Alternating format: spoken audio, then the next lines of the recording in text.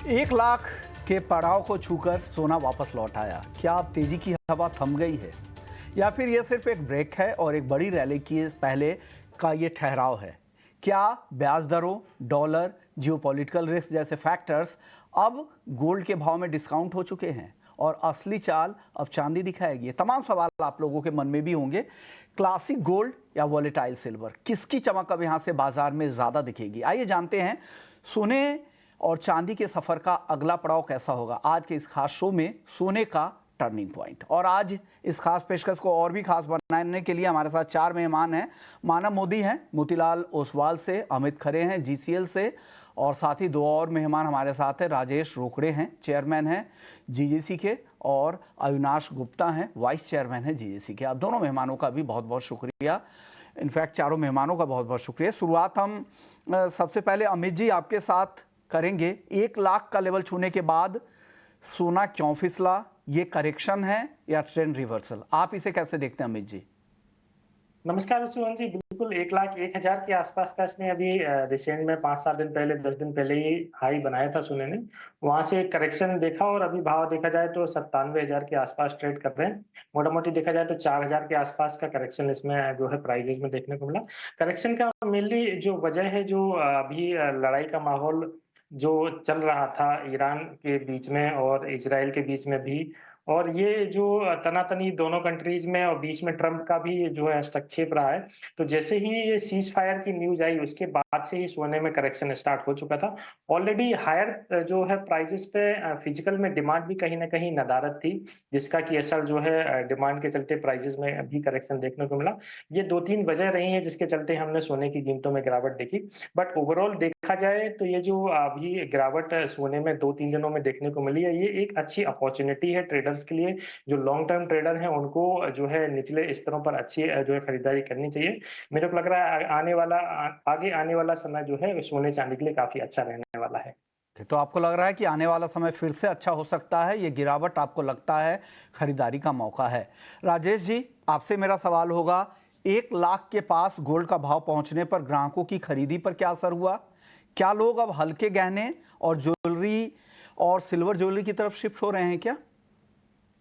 देखिए, सोने के भाव बढ़ने के कारण थोड़ा कस्टमर स्टक होता है कुछ देर के लिए, लेकिन जब वो कस्टमर जब ये देखता है कि गोल्ड अभी स्टेबल है, तब फिर से मार्केट में आ जाता है। पिछले कुछ दिनों से जिस तरीके से गोल्ड 1 लाख के पार करके अभी 97 और 96,800 के आसपास चल रहा है, तो लोगों को अब ये रेट थोड़ा-सा सस्ता लगने लगा है और शायद कुछ और करेक्शन की उम्मीद है, ऐसा लोगों को लग रहा है। लेकिन गोल्ड ऑलवेज एक अपॉर्चुनिटी बन के काम करता है। अगर ये अपॉर्चुनिटी अगर किसी ने मिस कर लिया तो वो प्रॉफिट बुक नहीं कर सकता। और ओवरऑल देखा जाएगा तो 1 लाख में 3 से 4,000 रुपए की अगर गिरावट आती है तो कोई बहुत बड़ी गिरावट नहीं है। आपको याद होगा जब सोने का भाव 90,000 हुआ था तो लोगों को हो हल्ला हो गया था कि बाप रे, सोने का भाव 90,000 क्रॉस कर गया, 95,000 क्रॉस कर गया। तो अभी वही रेट काफी सस्ते लगने लगते हैं। तो सोने की एक चाल ही ऐसी है कि बढ़ के थोड़ा घटता है और बाद में फिर बढ़ता है। मुझे लगता है कि एक सुनहरा अवसर है। और थोड़ा-सा मैं मानता हूँ कि चाइना की डिमांड कम है, एक तरह से भारत में भी शादी-ब्याह का सीज़न नहीं है, तो डिमांड में वो एक कमी है। प्लस जिस तरीके से अभी हमारे दोस्त बता रहे थे कि ईरान और इज़राइल जो इनका जो वार चल रहा था, उस वार में भी परिस्थितियाँ ऐसी बनी कि सीज़ फायर वाली परिस्थिति है। लेकिन एक बात उतनी ही सच है कि जिस तरीके के इज़राइल और ईरान के संबंध खराब हो चुके हैं, वो फिर से पहले जैसे तो बन नहीं सकते, क्योंकि जिस तरीके से यूएस ने अटैक किया और जिस तरीके से चाइना ने ईरान को सपोर्ट किया, मतलब कहीं न कहीं आज नहीं तो कल और टेंस बढ़ने वाला है।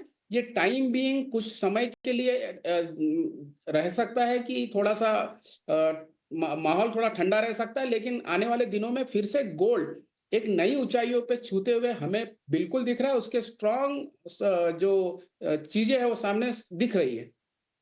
और सवाल राजेश जी आपसे, रिटर्न के नजरिए से क्या आप चांदी में दिलचस्पी ज्यादा लोगों की दिख रही है या अभी भी गोल्ड उनकी ज्यादा पहली पसंद है? एक ज्वेलर्स के तौर पे आपने क्या अनुभव किया है?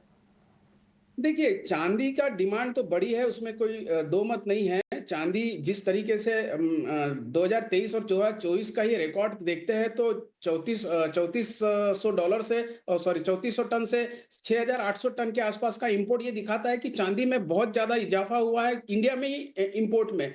तो ओवरऑल वर्ल्ड में भी काफी खपत बढ़ी है और सबको ही पता है कि चांदी जिस तरीके से इलेक्ट्रॉनिक व्हीकल्स में यूज की जा रही है, इलेक्ट्रिकल व्हीकल में यूज की जा रही है या फिर इलेक्ट्रॉनिक चीजों में यूज की जा रही है, इंडस्ट्रियल यूज इसका 58% के आसपास है, वो घट नहीं रहा है। तो चांदी की डिमांड वर्ल्ड वाइड है और इस वजह से सिल्वर में बहुत लोगों को अच्छी खासी अपेक्षा है कि सिल्वर एक नया रिकॉर्ड बनाएगा। अभी इंटरनेशनली $35 $35.5 के आसपास सिल्वर चल रहा है। लेकिन अगर रेशो के हिसाब से देखते हैं तो शायद सिल्वर में बहुत ज्यादा तेजी की उम्मीद अभी भी है, क्योंकि सिल्वर ने अभी भी अपना रिकॉर्ड तोड़ा नहीं है। गोल्ड ने तो रिकॉर्ड पे रिकॉर्ड बनाए हैं और तोड़े भी है, लेकिन सिल्वर ने अपने रिकॉर्ड अभी तक के तोड़े नहीं है। $49 जो उसका हाईएस्ट रिकॉर्ड है, शायद अगर वो रिकॉर्ड आ जाता है तो चांदी मुझे लगता है 1.5 लाख से और 1,75,000 के आसपास इसी साल दिखने की उम्मीद है। तो सिल्वर में काफी ज्यादा लोगों की दिलचस्पी बढ़ रही है। लेकिन गोल्ड के जो बायर है वो गोल्ड में ही इंटरेस्ट लेते हैं, क्योंकि चांदी ठीक है, जो इन्वेस्टमेंट की सोचता है उसके लिए चांदी ठीक है, लेकिन सोने की जो मार्केट है ज्वेलरी पहनने के लिए या ज्वेलरी उनको पहनने के बाद या शादियों में यूज करना है, तो वो गोल्ड का मार्केट गोल्ड में ही अवेलेबल रहता है, मेरा ऐसा कहना है। गोल्ड अभी भी लोगों की पहली पसंद है, लेकिन रिटर्न के लिहाज से आपको लगता है कि चांदी में ज़्यादा पोटेंशियल है और हो सकता है आपका कहना है कि 1.5 लाख और 1,75,000 के लेवल भी इस साल में ही दिख जाए बचे हुए 6 महीने में।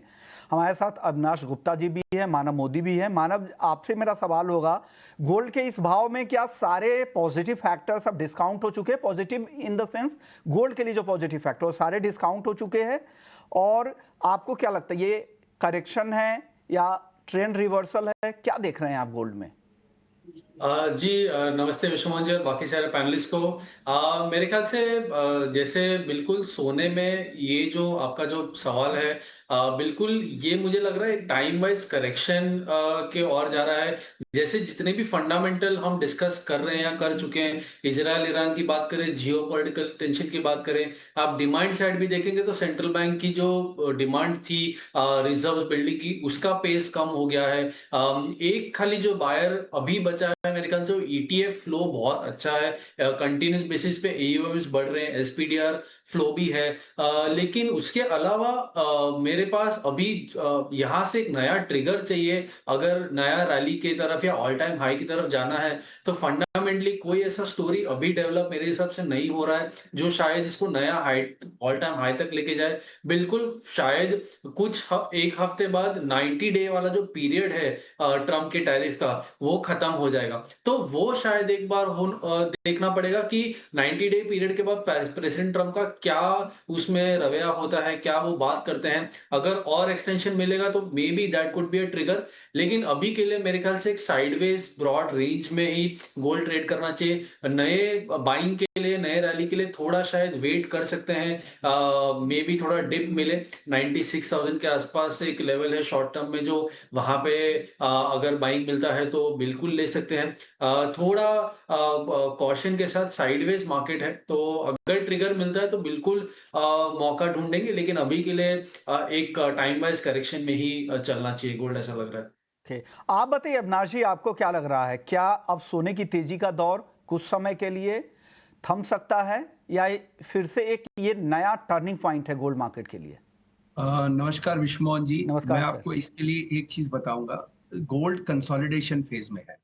आज मैं ये बोलूंगा कि 3250 से 3450 का जो विंडो है, ये कंसोलिडेशन फेज है। अभी जैसे हमारे दोस्त ने बताया कि कोई ट्रिगर नहीं दिखता है।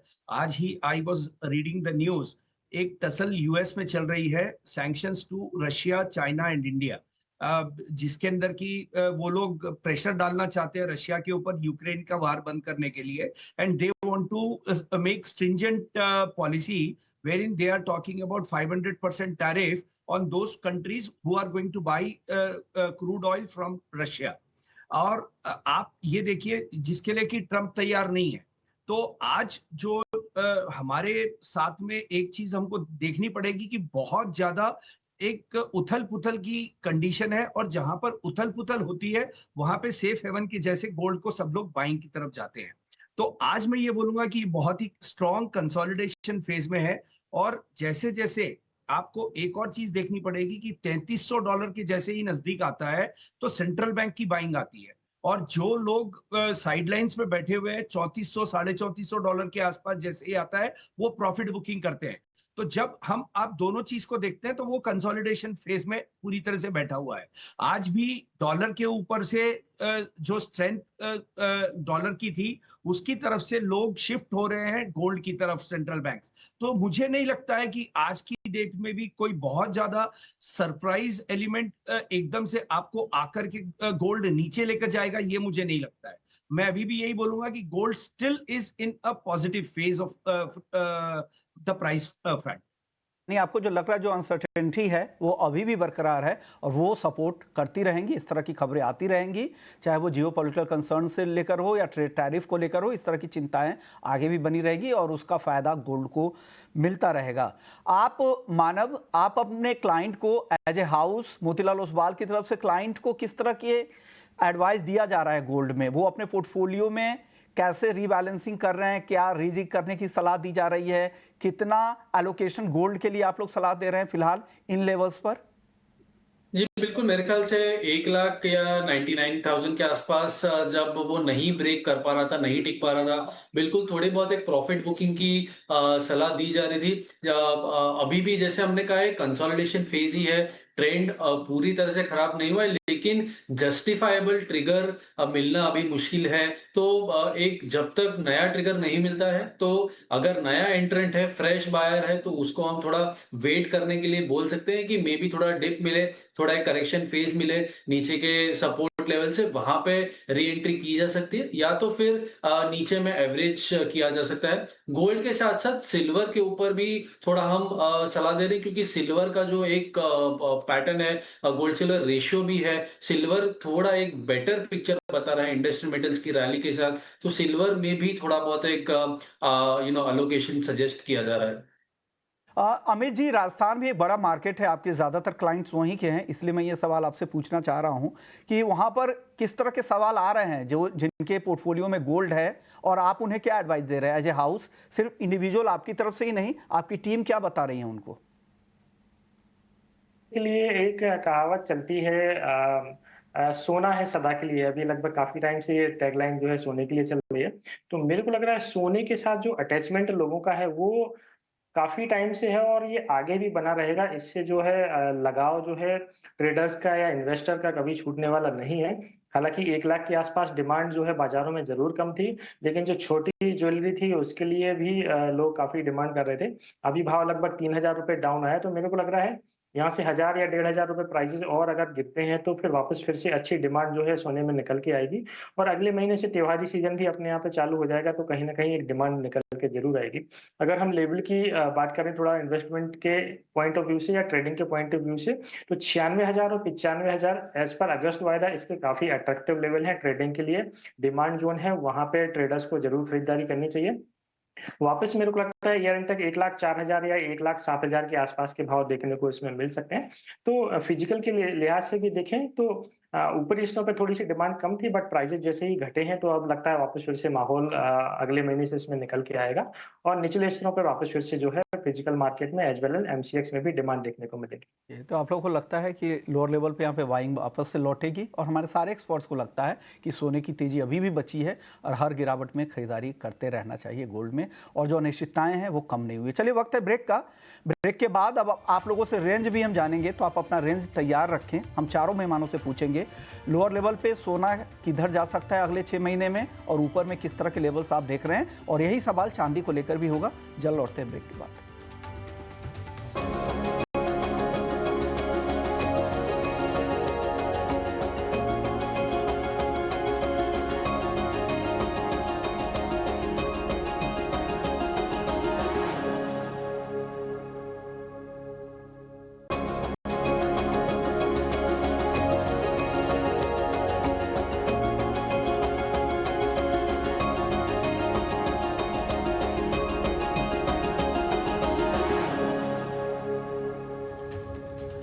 ब्रेक के बाद आपका स्वागत है और आप देख रहे हैं हमारी खास पेशकश गोल्ड का turning point. Rajesh ji, gold का रेंज मैं अगर आपसे पूछूं कि इस साल के लिए क्या है, नीचे की तरफ कहां तक सोना आ सकता है और ऊपर में आप क्या देख रहे हैं, कहां तक भाव जा सकता है इस साल के लिए, 2025 के बचे हुए महीने के लिए? देखिए, गोल्ड में ऑलरेडी 10% का करेक्शन उम्मीद की जाती है और 10% का करेक्शन में से अगर देखा जाए तो 4% का करेक्शन हो चुका है। अगर मोटा-मोटा मैं देखता हूँ तो और 2-3 हज़ार रुपए या 4 हज़ार तक के और करेक्शन आने की उम्मीद है। लेकिन ओवरऑल अगर बढ़ने की अगर मैं अगर टारगेट देखूँ तो सर 1,10,000 भी मुझे कम लगता है, उसके ऊपर भी गोल्ड जा सकता है। तो बढ़ने में बहुत ज़्यादा संभावना है। लेकिन नीचे का घर जो है वो 93,000 इट इज़ बहुत मतलब अगर कंजर्वेटिव फिगर भी लेता हूं तो 93,000 इज अ मोस्ट रीजनेबल अगर आता है तो। बट ऐसे चांसेस बहुत कम रेयर आते हैं क्योंकि प्रॉफिट बुकिंग या फिर डिमांड कम या फिर आपने देखा होगा जैसे ही रेट्स कम होते हैं सेंट्रल बैंक्स की बाइंग शुरू हो जाती है तो फिर वो रेट फिर ऊपर चले जाता है और जियोपॉलिटिकल जो टेंशंस होते हैं उसका तो फर्क पड़ता ही पड़ता है। फेड के फर्क पड़ता है। तो ओवरऑल गोल्ड में मुझे लगता है इस साल 1,10,000 से ऊपर 1,15,000 तक के गोल्ड जाने की उम्मीद है। तो 2025 में 93 आपको लग रहा है कि बहुत ही स्ट्रांग सपोर्ट है, जहां पे अच्छी बाइंग दिखेगी, लोगों के लिए अच्छा एंट्री पॉइंट होगा। हालांकि बाजार में हर तरह की चाल दिखती है, बिल्कुल टाइम करना और प्राइस बताना कि यही भाव दिख जाएंगे बहुत मुश्किल होता है। लेकिन एक अनुमान है आप लोगों का कि 93 नीचे और ऊपर में 1,10,000 1,15,000 तक के भी संभावित लक्ष्य आप लोग की तरफ से दिए जा रहे हैं। अविनाश जी, यही सवाल आपसे होगा, आपका रेंज क्या है गोल्ड का? मैं राजेश जी की बात के साथ में सहमति जताऊंगा। मेरे को लगता है कि लोअर से लोअर $3,250 लगता है मेरे को, और ऊंचे में 3750 का मैं रेंज लेके चल रहा हूं। घरेलू बाजार के हिसाब से भी सर बता दीजिएगा, रुपए के फैक्टर को कांस्टेंट मान के। घरेलू बाजार के हिसाब से परफेक्ट जो राजेश जी ने बताया 1,10,000 और 93,000 के आसपास। अब आपसे सिमिलर सवाल, गोल्ड का आपका रेंज क्या है? मोतीलाल ओसवाल की तरफ से आप लोग क्या राय दे रहे हैं 2025 के लिए? हालांकि आपने टारगेट कई बार शेयर किए हैं, रिवाइज अगर होगा तो लोअर लेवल एंट्री पॉइंट भी और ऊपर के लेवल भी बता दीजिएगा। जी बिल्कुल, मेरे ख्याल से काफी सारे फैक्टर्स यहाँ से देखने बाकी है, पर नीचे में 96-94,000 के आसपास एक अच्छा बाइंग जोन आ सकता है। 90,000 मेरा एक स्ट्रॉन्ग बेस है। जब तक उसके नीचे नहीं जा रहा है प्राइस, तब वो एक स्टॉप लॉस हो सकता है। उसके नीचे जब तक नहीं जा रहा है तब तक एक बाइंग की जा सकती है। ऊपर में 1,02,000 1,06,000 एक टारगेट लेके चल रहे हैं। थोड़ा बिल्कुल फेड के रेट कट के स्टांस को चेंज, जियोपॉलिटिकल टेंशंस के ईज ऑफ और बढ़ते ट्रम्प की अनसर्टेनिटी को फैक्टर करते हुए रेंज बाय रेंज हम चलेंगे तो बिल्कुल 1,02,000 और 1,06,000 की इमीडिएट टारगेट हम देख रहे हैं। कि 1,02,000 से लेकर 1,06,000 का टारगेट आपका ऊपर की तरफ है, नीचे आपको लग रहा है कि 94,000 अच्छा लेवल होगा एंट्री के लिए। आप बताइए अमित जी, आपकी राय? मेरे को लग रहा है जब तक ट्रम्प साहब अभी मौजूद प्रेसिडेंट रहेंगे अमेरिका के, तब तक बिल्कुल उठापटक मार्केट में जारी रहेगी और सोने में काफी अच्छे मौके मिलते रहेंगे। ये जो वॉर की कंडीशन है दो देशों में आपस में चली है, ये काफी टाइम से मेरे को लग रहा है जैसे यूक्रेन और रूस का युद्ध स्टार्ट हुआ था, लगभग 3 साल हो गए, वो अभी भी चल रहा है। और अभी ये बीच बीच में नई नई कंट्रीज में जो है आपस में घमासान होते रहते हैं, तो ये अनसर्टेनिटी मार्केट में कंटिन्यू रहेगी। सोने की डिमांड आगे भी जैसी थी वैसी ही रहेगी। मेरे को लग रहा है अगर प्राइस लेवल की आउटलुक की मैं बात करूं तो मेरे को लग रहा है 96 और 95 की रेंज में अगर प्राइसेस मिलते हैं तो ट्रेडर्स को बिल्कुल खरीदारी करनी चाहिए, इन्वेस्टमेंट करना चाहिए। 94 के नीचे गोल्ड जाएगा मेरे को लगता है अब ऐसा पॉसिबल नहीं है, तो 94 एक बेस मान के चले। ऊपर में अभी इनिशियल देखा जाए तो 1,04,000 और 1,07,000 के आसपास तक के टारगेट्स में देखने को मिल सकते हैं। ऊपर के लेवल भी मिलेंगे बट एक रेंज अगर देखा जाए तो 94, 1,04,000 और 1,07,000 के ऊपर के पॉइंट्स लेके चल सकते हैं। यानी आपको लगता है कि 94,000 के नीचे सोना जाता नहीं दिख रहा है। 1,04,000 और 1,07,000 दो टारगेट आपने इस साल के लिए दिए हैं। चांदी पर यही सवाल, अमित जी क्या राय है? चांदी का रेंज क्या देख रहे हैं आप? मेरे को लगा सिल्वर अब वापस फिर से 1 लाख के नीचे ट्रेड ना करे, ऐसा मेरे को एक्सपेक्टेशन है। अगर प्राइस एंट्री लेवल की मैं बात करूं तो 1,02,000 जो इसका ब्रेकआउट पॉइंट था वो काफी अहम रहेगा। अगर वो वापस रिटेस्ट होता है 1,02,000 या 1 लाख के आसपास के लेवल मिलते हैं तो ट्रेडर्स को बिल्कुल खरीदारी करके चलना चाहिए। ऊपर में देखा जाए तो इनिशियल 1,12,000 के आसपास तक के लेवल है, बट अगर ये टारगेट एक्सटेंड होता है तो मेरे को लग रहा है चांदी वापस फिर से आउट परफॉर्म करेगी और ऊपर में 1,24,000 के आसपास के भाव भी इसमें देखने को मिल सकते हैं इस साल। तो नीचे में 1 लाख रुपए बेस मान के चलें और ऊपर में 1,24,000 तक के लेवल ओके, रहेंगे। तो 1,24,000 तक के लेवल भी चांदी दिखा सकती है। 1,02,000 भी आपको लग रहा है अच्छा सपोर्ट लेवल, तो एक बेस प्राइस मान के चलिए 1 लाख के आसपास जो साइकोलॉजिकल लेवल है उसके नीचे जाता आपको नहीं दिख रहा है नॉर्मल सर्कमस्टांसेस में। आप बताइए मानव, आपकी राय चांदी को लेकर? मेरे ख्याल से बहुत सिमिलर अमित जी से मैं सहमत हूँ, लेकिन नीचे का जो बेस है बिल्कुल 1,02,000 के आसपास स्ट्रॉन्ग जोन है, ब्रेकआउट जोन था। लेकिन अगर वो टूटता है तो शायद 98,000 जो प्रीवियस सपोर्ट था शायद उसको टेस्ट कर सकता है। मुझे हालांकि 98,000 के नीचे जाता हुआ नहीं लग रहा है, अभी के लिए एक स्ट्रॉन्ग बेस है। तो अगर 1 लाख के आसपास भी अगर मिलता है इन्वेस्टर्स को, तो वहां से अक्यूमुलेट करना शुरू कर देना चाहिए फिर से एक बार ऊपर की तरफ। 1,08,000 का एक स्ट्रॉन्ग रेजिस्टेंस है, लेकिन ये साल के लिए मुझे लग रहा है 1,15,000 तक के टारगेट्स आ सकता है, और अगर वो भी निकलते तो 1,25,000 तक के टारगेट्स में भी नेक्स्ट ईयर या फिर ये साल के एंड में किस हिसाब का ट्रेंड, लेकिन 1,15,000 ये साल और आगे जाते हुए 1,25,000 के टारगेट्स आते हुए दिख सकते हैं। तो चांदी में कॉन्फिडेंस थोड़ा ज्यादा है अगर हम दोनों मेटल्स की बात करें तो। के मुकाबले चांदी पर भरोसा ज़्यादा है। 98,000 का अहम सपोर्ट है, 1,08,000 पहला टारगेट है इस साल के लिए। 1,15,000 तक भी चांदी इस साल जा सकती है, और अगर तेज़ी ज़्यादा बढ़ी चांदी की तो 1,25 तक भी मुमकिन है चांदी के लेवल्स को, अगर नहीं तो अगले साल तो डेफिनेटली आएगा, ऐसा लगता है मानव मोदी जी को। आप बताइए राजेश जी, चांदी पर आपकी राय क्या बन रही है? चांदी में कौन कौन से लेवल्स दिख रहे हैं आपको? देखिए, चांदी में एक 1 लाख रुपए का जो सपोर्ट है वो टूटने का एक थोड़ा सा अनुमान लगता है कि अगर गलती से थोड़ा, क्योंकि क्या है, काफी लोग स्टॉप लॉसेस 1 लाख रुपए का लगाते हैं, लेकिन 99 तोड़ेगा ही तोड़ेगा, और 99 तोड़ के एक नया रिकॉर्ड सिल्वर बनाएगा। और मुझे लगता है 1,25,000 से 1,35,000 2025 में ही सिल्वर दिखा सकता है, ऐसा अनुमान है। तो आपको भी एक बड़ी तेजी यहाँ पे लग रही है। अविनाश जी, आपसे आखिरी सवाल होगा चांदी को लेकर।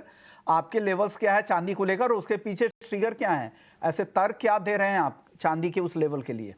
सर देखिए, $35.5 का एक बहुत ही स्ट्रॉन्ग सपोर्ट है, जो कि बहुत पुराना बैरियर था। वो $35.5 का बैरियर चांदी ने तोड़ा है, तो उसके हिसाब से 1,05,000 से नीचे मैं चांदी नहीं देख रहा हूँ फॉर श्योर। मैं फिजिकल मार्केट की बात कर रहा हूँ, I am not talking about MCX। मैं फिजिकल मार्केट में 1,05,000 से नीचे नहीं देख रहा हूँ, और फिजिकल मार्केट में मुझे लगता है कि $50 इस साल के अंत में 100% क्रॉस करेगा, और मुझे ये लगता है कि 1,35,000 1,40,000 रुपए भी फिजिकल में चांदी इस भाव के हिसाब से टच कर सकती है, क्योंकि चांदी के बहुत सारे इंपॉर्टेंट रीजंस हमको समझने पड़ेंगे। इंडस्ट्रियल यूज के अंदर जो चांदी का यूज है वो बहुत बड़ा है, और आज जब वर्ल्ड में वॉर का सिचुएशन जैसे जैसे कम होता जाएगा, उतना ही ज्यादा कंजम्पशन चांदी की तरफ बढ़ता जाएगा। कंजम्पशन अभी कम नहीं हो रहा है, आज भी डिमांड और सप्लाई के गैप के अंदर अगर से हम देखेंगे तो demand is higher than the supply, और उसके बावजूद ट्रिगर जो चाहिए वो ट्रिगर नहीं मिल रहा है, क्योंकि ऑन दी लैंड चांदी का पुराना स्टॉक बहुत है, तो लोग प्रॉफिट बुकिंग साथ के साथ करते रहते हैं। इस वजह से चांदी के अंदर उनको भाव में सपोर्ट मिल रहा है। मुझे यह लगता है कि जैसे जैसे डिमांड बढ़ती जाएगी, चांदी is going to cross all the records in this year. मुझे लगता है कि नेशनल मार्केट में जो रिकॉर्ड नहीं टूटा है, पिछले 13 साल से ज़्यादा का वक्त हो चुका है, वो रिकॉर्ड इस बार इंटरनेशनल मार्केट में भी टूटेगा, और घरेलू बाजार में 1,35,000 1,40,000 तक के टॉप लेवल भी दिखेंगे, ऐसा अविनाश जी को लगता है। और चांदी के बारे में बता दें कि चांदी का 19% इस्तेमाल अकेले भारत में होता है, और ज्वेलरी के तौर पे भारत में सबसे ज़्यादा यहाँ पर इस्तेमाल होता है। और जगहों पे चांदी का ज्वेलरी में इतना इस्तेमाल नहीं होता जैसा भारत में हो रहा है, और इसका दायरा काफ़ी बड़ा है, रेंज काफ़ी बड़ी है, हर घर में हाउस होल्ड्स में इसका इस्तेमाल बढ़ता जा रहा है। शुक्रिया आप सभी मेहमानों का, आप लोगों ने वक्त निकाला, एक अहम चर्चा में हिस्सा लिया आप लोगों ने, ज्वेलर पॉइंट ऑफ व्यू से, इन्वेस्टमेंट पॉइंट ऑफ व्यू से, तमाम ट्रेडर्स को, हर लोगों को आप लोगों ने गाइड किया। तो गोल्ड का टर्निंग पॉइंट इस खास पेशकश को यहीं समेटते हैं। बाकी खबरों के लिए आप बने रहिए हमारे